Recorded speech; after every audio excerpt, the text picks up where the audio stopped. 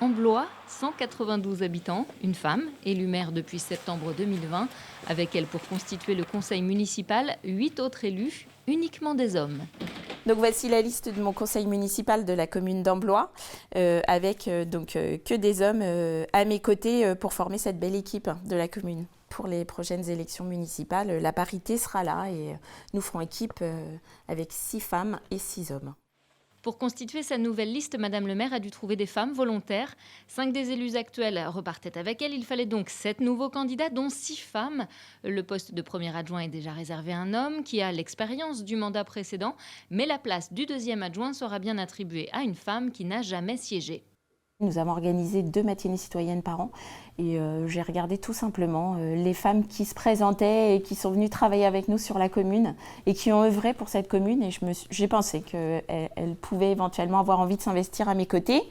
Et tout a été validé, les cases sont cochées et ma liste est prête.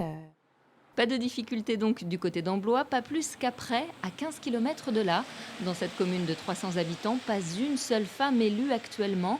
Mais c'est en passe de changer. Si la liste du maire sortant Éric Gouget est choisie par les électeurs, Audrey, co-gérante d'un garage automobile, serait propulsée deuxième adjointe.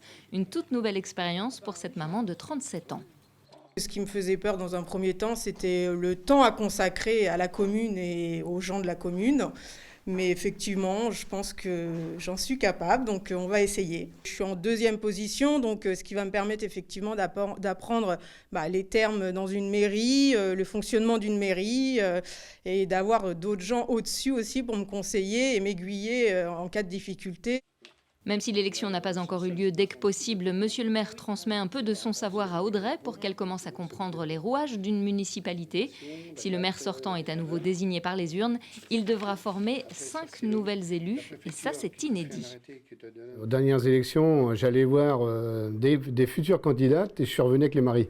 Donc je me suis retrouvé avec 11 conseillers et c'est gérable, hein, c'est très bien. Hein. Mais là, bon, c'est vrai qu'il fallait faire la parité homme-femme et ça va donner des nouvelles idées, ça va changer un peu. Et puis les discussions vont être assez âpres en réunion de conseil.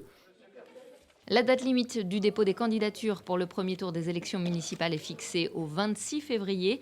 Désormais, toutes les listes présenteront une alternance de candidats hommes et femmes.